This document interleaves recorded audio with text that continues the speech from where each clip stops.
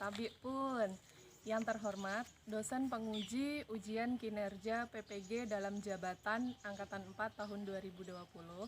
Perkenalkan, nama saya Hesti Kesuma Dewi. Saya guru di SMP Negeri 2 Lambukibang, Kecamatan Lambukibang, Kabupaten Tulang Bawang Barat, Provinsi Lampung. Pada kesempatan hari ini, Senin 14 Desember 2020, saya akan melaksanakan kegiatan praktik pembelajaran untuk memenuhi ujian kinerja PPG dalam jabatan Angkatan 4 tahun 2020 dengan mengambil materi zat adiktif dan zat aditif dengan submateri zat aditif. Nah, untuk kegiatan pembelajaran yang saya lakukan, berikut adalah videonya. Mohon masukan dan saran agar kedepannya video pembelajaran saya atau kegiatan pembelajaran yang saya laksanakan dapat menjadi lebih baik lagi. Terima kasih atas perhatiannya. Wassalamualaikum warahmatullahi wabarakatuh. Assalamualaikum warahmatullahi wabarakatuh.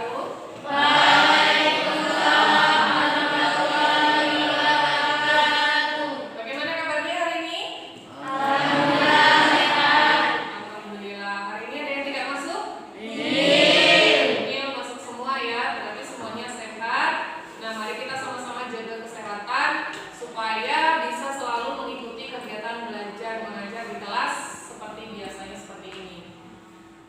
Sebelum kita memulai pembelajaran, silakan ketua kelas dipimpin dulu berdoa. Semua siap. Doa mulai. Doa selesai. Baik, terima kasih. Selanjutnya alat tulisnya bisa disiapkan untuk belajar kita hari ini. Semua sudah siap?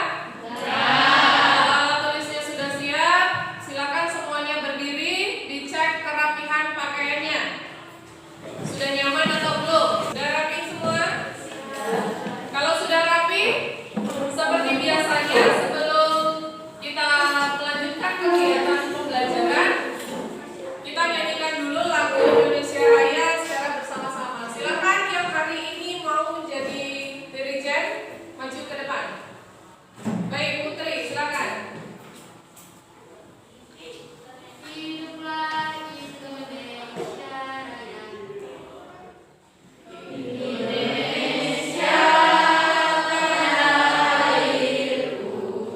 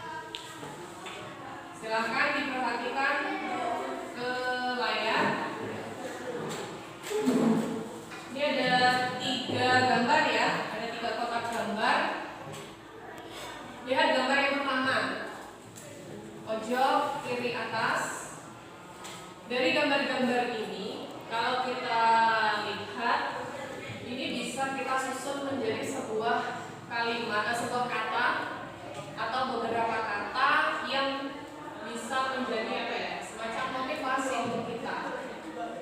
Coba dilihat, apa makna gambar yang pertama ini?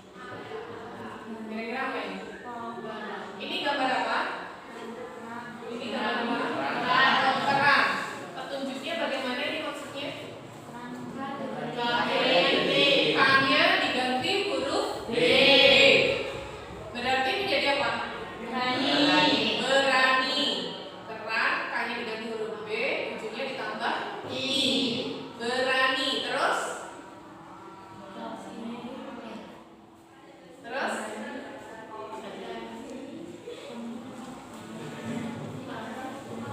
Ini gambar apa sebelahnya yang dicangkir itu? Ini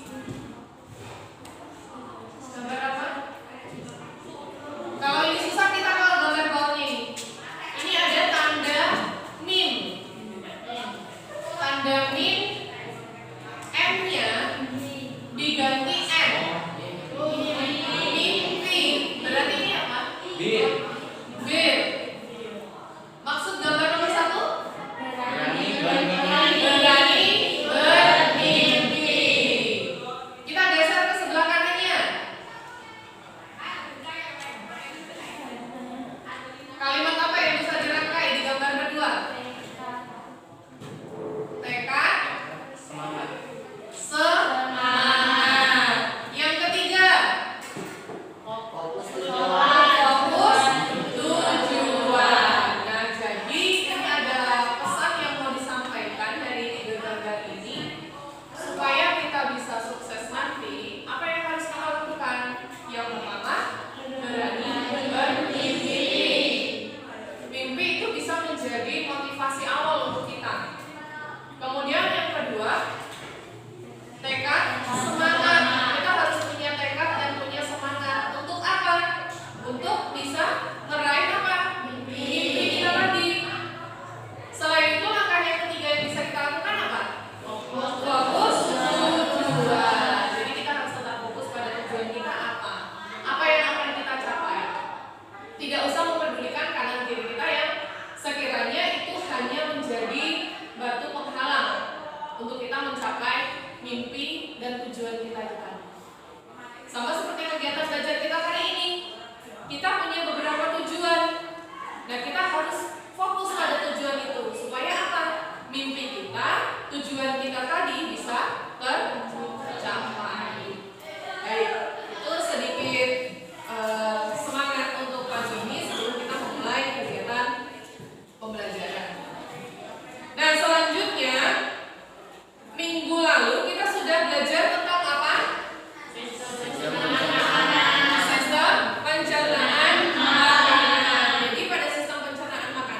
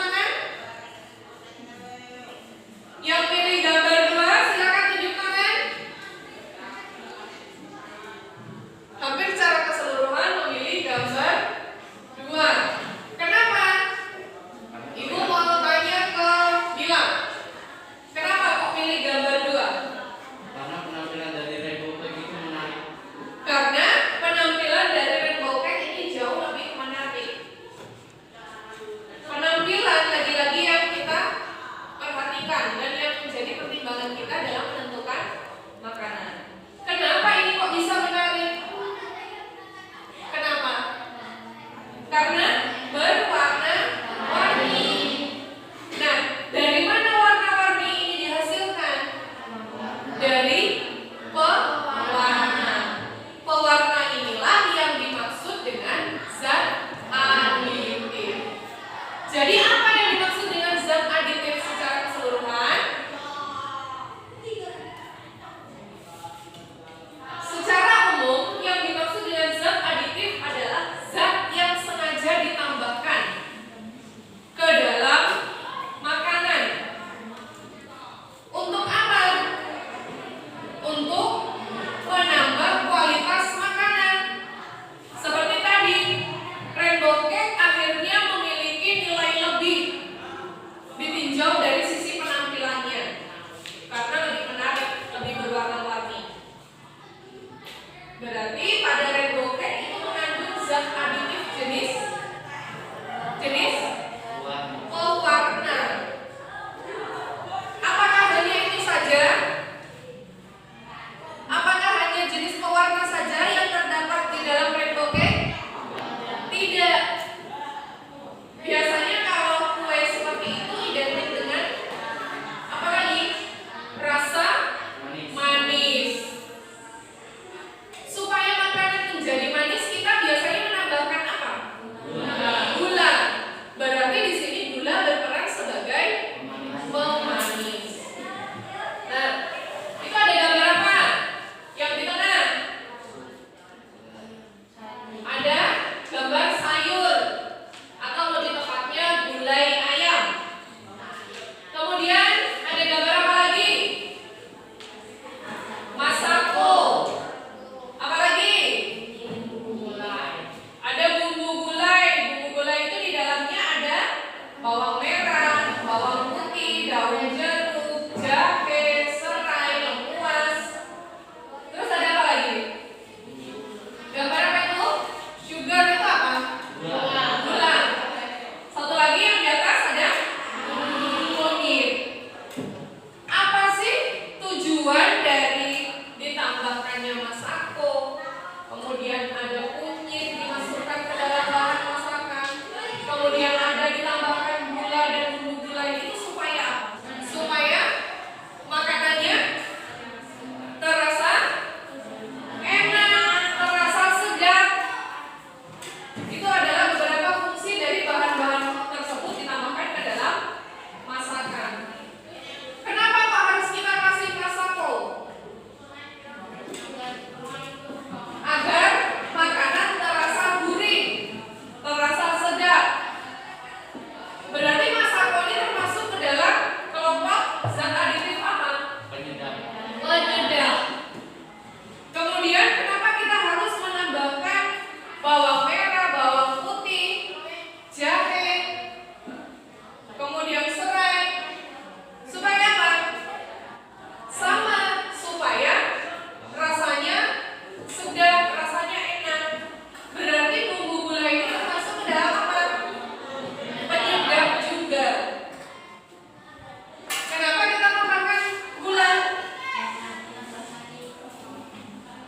Sebagai komposisi untuk mengimbangi penyedap yang sudah kita masukkan. Terus ada lagi kunyit. Kenapa kita tambahkan kunyit ke dalamnya? Supaya kuahnya sayur ini tidak terlihat pucat. Berarti ini fungsinya sebagai apa pada sayur? Nah, masako tadi sebagai penyedap. Bawang merah, bawang putih, lengkuas juga sebagai penyedap. Apakah jenisnya ini sama? Tidak. Apa yang membedakan? Yang membedakan? Buatan dan alami. Jadi masako ini termasuk ke dalam penyedap buatan. Dia berupa ekstrak. Apa yang diekstrak? Ya ini tadi dari bumbu-bumbu alami ditambah dengan kaldu. Sebenarnya di dalam sayur ini juga sudah ada kaldu yang alami yang dihasilkan atau dikeluarkan langsung dari potongan-potongan ayam yang kita masak. Sedangkan pada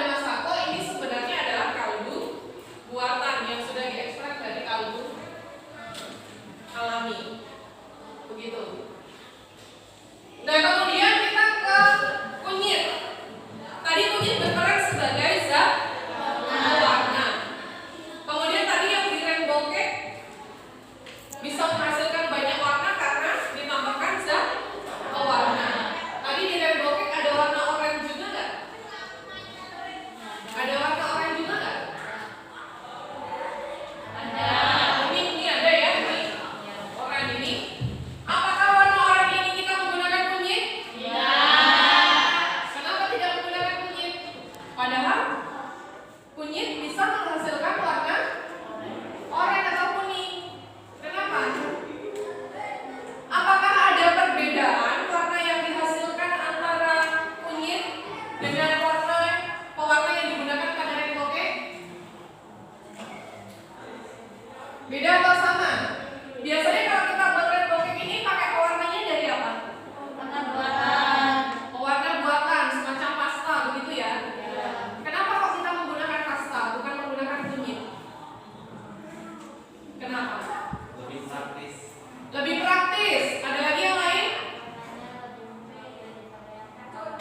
Warnanya lebih terang, lebih mencolok daripada yang alami atau warna yang dihasilkan oleh kunyit. Jadi betul. Selain itu, keunggulan dari pewarna buatan ini yaitu tadi, kalau kita menggunakannya dalam jumlah dikit sudah menghasilkan warna yang bagus, warna yang terang. Berbeda dengan kunyit, kita harus menggunakan dalam jumlah yang banyak untuk menghasilkan warna yang terang. Akan tetapi kelemahannya apa? Kunyit kalau terlalu banyak menggunakan ekstrak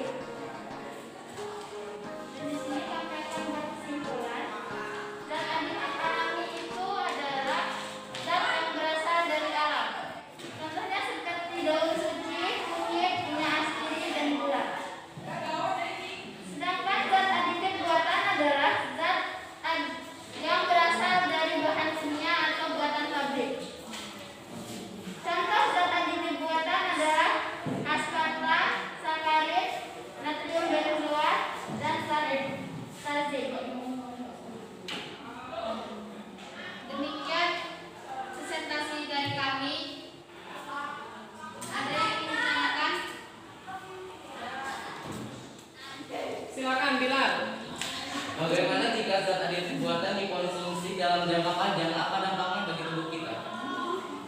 Dampak zat adiktif bagi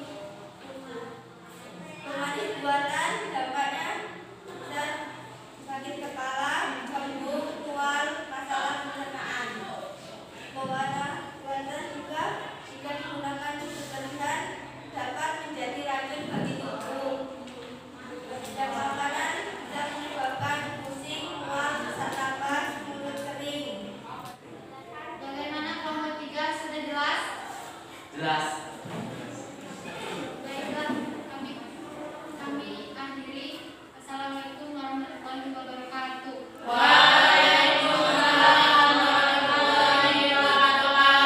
Silakan kelompok 2 duduk, kita berikan tepuk tangan untuk kelompok 2.